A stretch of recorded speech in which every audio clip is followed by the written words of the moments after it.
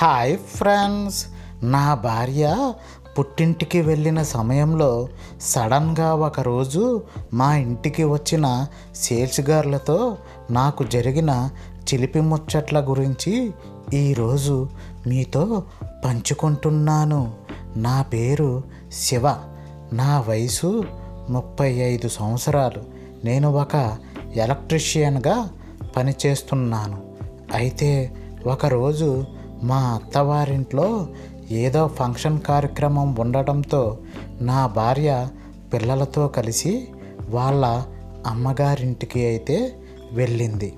దాంతో అమ్మయ్య, నా పిల్లం ఊరెళ్ళింది కదా, ఇంకా మనకి పండగే అని నా మనసులో అనుకుని శుభ్రంగా ఒక మద్యం సీసాను తెచ్చుకొని త్రాగేసి మంచంపై పడుకుని టీవీ చూస్తూ ఉండగా ఉన్నట్టుండి ఎవరో బయట నుంచి హాల్లో ఎవరైనా ఉన్నారా అండి అంటూ మా తలుపును ఎవరో దబాదిబామని కొడుతున్న శబ్దం నాకు వినబడింది.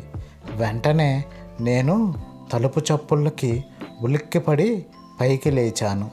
టైం చూస్తే మధ్యాహ్నం 2 అవుతుంది. ఇప్పుడే మంచంపై నడుం వాల్చానో లేదో ఈలోగా ఎవర్రా వచ్చారనుకుని విసుక్కుంటూ తలుపుని తీయగా అక్కడ ఎదురుగా ఒక అమ్మాయి అయితే నుంచుని ఉంది. వయసు ఒక 25 లోపే ఉంటుంది. మెడపై చున్నీతారు వేసుకుని చేతిలో ఏదో పుస్తకం, చంకలో ఒక బ్యాగును పట్టుకునే ఉంది. చూడటానికి మాత్రం చాలా అందంగా, ఒక్క మాటలో చెప్పాలి అంటే కత్తిలా ఉందనుకోండి.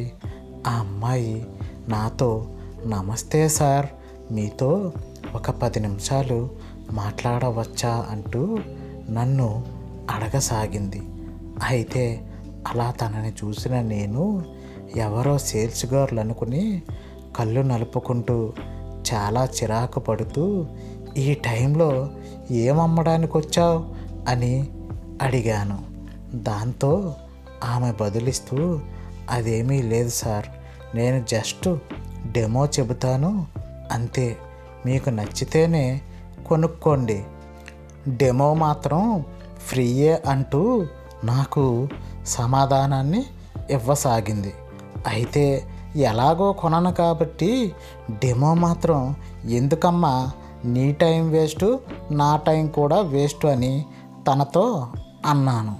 దాంతో ఆమె, ప్లీజ్ సార్, మీరు కొనకపోయినా పర్వాలేదు కానీ కనీసం నా డెమో అయినా ఖచ్చితంగా వినండి, ఎందుకంటే మేము డెమో చెప్తే మాకు కొన్ని పాయింట్లు అనేవి వస్తాయి అంటూ నన్ను ఎంతగానో బ్రతిమలాడసాగింది. అయితే అసలే నిద్ర చెడిపోయి చాలా చిరాగ్గా ఉన్న నేను మళ్ళీ ఒక అరగంట సుత్తి, ఇప్పుడు ఎందుకులే, వెళ్ళిపోయి తర్వాత రా అంటూ తనకు బదులు ఇవ్వసాగాను. దాంతో సార్ ప్లీజ్ అంటూ ఇప్పటి వరకు ఒక్క కాల్ కూడా క్లిక్ కాలేదు, మీ ఇంట్లో తప్పక అవుతుంది అన్న నమ్మకంతో ఇక్కడికి వచ్చాను, ప్లీజ్ సార్ అంది. దాంతో ఇంకా నేను కాదనలేక తలుపు మొత్తం తీసి, సరేరా కానీ త్వరగా పూర్తి చేయి, నేను ఎలాగో కొనను, నీకు ముందే చెబుతున్నాను అని తనతో చెప్పసాగాను. దాంతో ఆమె చాలా థ్యాంక్ యూ సార్ అంటూ లోపలికి వచ్చింది. అయితే మేడం లేరా సార్ అంటూ నన్ను అడగసాగింది. లేరు, తన వాళ్ళ పుట్టింటికి వెళ్ళింది అంటూ సమాధానాన్ని ఇచ్చాను. అయితే తను బ్యాగ్లో నుంచి ఒక చిన్న మిషన్ను బయటకు తీసి, సార్ ఇది ఒక మసాజ్ మిషన్, మీకు ఎటువంటి ఒళ్ళు నొప్పులు కానీ వాపులు కానీ ఉన్నా ఈ మిషన్ ద్వారా చాలా సులభంగా తగ్గించుకోవచ్చు అంటూ ఆమె ట్రైనింగ్లో నేర్చుకున్నదంతా బట్టి మరీ నా ముందు అప్పచెప్పడం స్టార్ట్ చేసింది. నేను కనీసం వింటున్నానో లేదో అని కూడా నా వైపు అయితే అస్సలు చూడటం లేదు. నేను మాత్రం తన వైపే చూస్తూ నా కళ్ళతోనే తన ఒంటినంతటిని స్కానింగ్ తీస్తూ నన్ను నేనే మైమరిచిపోయి వేరే లోకంలోకి వెళ్ళిపోసాగాను. వెంటనే తాను హలో సార్ సార్ అంటూ నన్ను పిలవటంతో మరలా ఈ లోకంలోకైతే వచ్చాను. ఏంటి సార్, ఏదో చాలా తీవ్రంగా ఆలోచిస్తున్నట్టున్నారు అంటూ తను నన్ను ప్రశ్నించసాగింది. అబ్బే ఏమీ లేదులే అంటూ ఎంతకీ అయిపోయిందా నీ డెమో అని నేను తనని అడగసాగాను. లేదు సార్, ఇప్పుడు మీకు మసాజ్ చేసి చూపించమంటారా అంటూ నన్ను అడిగింది. దాంతో మా ఆవిడే ఎలాగో ఊర్లో లేదు, దీన్ని చూస్తుంటేనేమో లేత తాటి ముంజికాయలాగా పిటపిటలాడిపోతుంది, దీన్ని ఒకసారి ట్రై చేస్తే తప్పేముందిలే అనే తుంటరి ఆలోచన నాలో మొదలయ్యింది. ఒప్పుకుంటే ఓకే, లేకపోతే దాని దారిన అదే పోతుందనుకుని సర్లే కానివ్వు అంటూ తనకు పర్మిషన్ ఇవ్వసాగాను. దాంతో ఆమె మిషన్ను ఆన్ చేసి నిలబడి నా వైపు చూస్తూ ఎక్కడ చేయమంటారు సార్ మసాజ్ అని నన్ను అడగసాగింది. నేను వెంటనే నా నడుంపై చెయ్యు అంటూ నా నడుమును తనకు చూపించసాగాను. దాంతో ఆమె ఆ మిషన్ను తెచ్చి నా నడుంపై ఇలా ఆంచిందో లేదో వెంటనే ఆగిపోయింది, పని చేయడమే లేదు. వెంటనే ఆమె కంగారుగా స్విచ్ ఆన్ ఆఫ్ చేసి చూడసాగింది. సారీ సార్, ఛార్జింగ్ అయిపోయింది అంటూ ఎక్కడైనా ఛార్జింగ్ పెట్టుకోవడానికి అవుతుందా అంటూ నన్ను అడగసాగింది. నేను వెంటనే ఆ ప్లగ్ పాయింట్లో ఛార్జింగ్ పెట్టుకో అంటూ తనకు ప్లగ్ పాయింట్ను చూపించసాగాను. ఆమె ఛార్జింగ్ పెట్టి వచ్చి అలా సోఫాలో కూర్చుంది. తాగడానికి ఏమైనా మంచినీళ్ళు ఇస్తారా సార్ అంటూ నన్ను అడిగింది.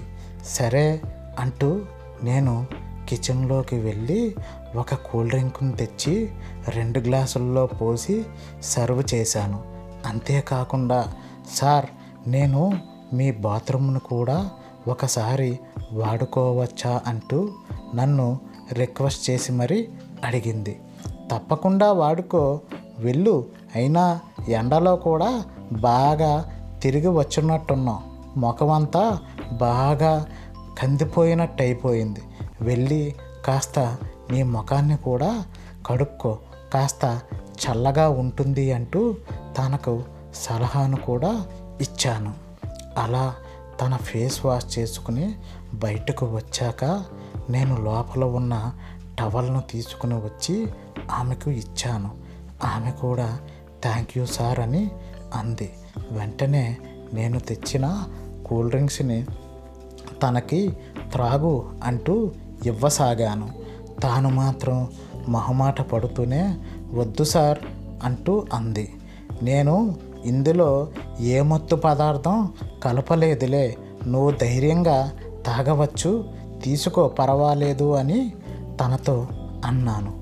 ఆమెకు వెంటనే విషయం అర్థమై పుసుక్కుమని నవ్వసాగింది. ఇంతకీ రోజుకి నువ్వు ఎన్ని మిషన్లు అమ్ముతావు అంటూ నేను తనని ప్రశ్నించాను. ఏదో సార్, 1 2 అంటూ చాలా నీరసంగా నాకు తను సమాధానం అయితే ఇవ్వసాగింది. అలా ఆమెతో కొంచెం సేపు మాటల్ని అయితే కలిపాను. ఆమె కూడా చాలా ఫాస్ట్ అని నాకు అప్పుడు అనిపించింది. నా డబుల్ మీనింగ్ డైలాగులకి తాను విపరీతంగా నవ్వసాగింది.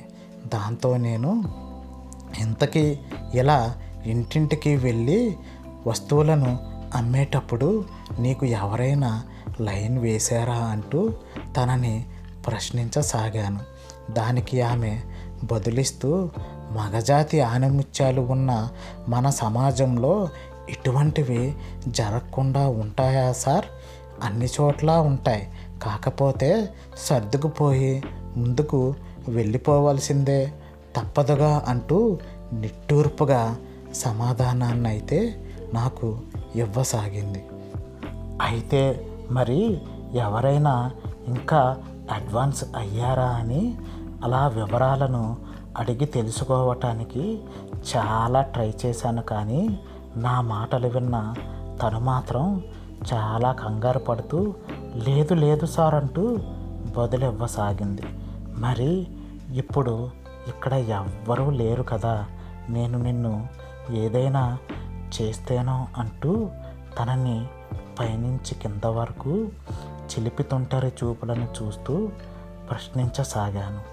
దాంతో ఆమె, మీరు పైకి కనపడరు కానీ చాలా చిలిపివారు అంటూ నవ్వుతూ, అయినా మీకు నన్ను చూస్తుంటే ఏమి చెయ్యాలనిపిస్తుంది అని నాతో పరాచకాలను ఆడబోయింది.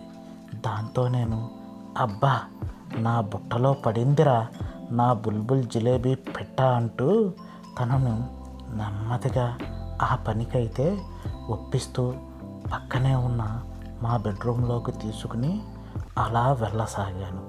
ముందుగా తనపై నా ముద్దుల ప్రవాహాన్ని కురిపించసాగి సముద్రపు కెరటాల వలె పొంగుకొస్తున్న నాలో ఉన్న కామవాంఛలను తనపై పూర్తిగా ప్రదర్శిస్తూ తీర్చుకోసాగాను.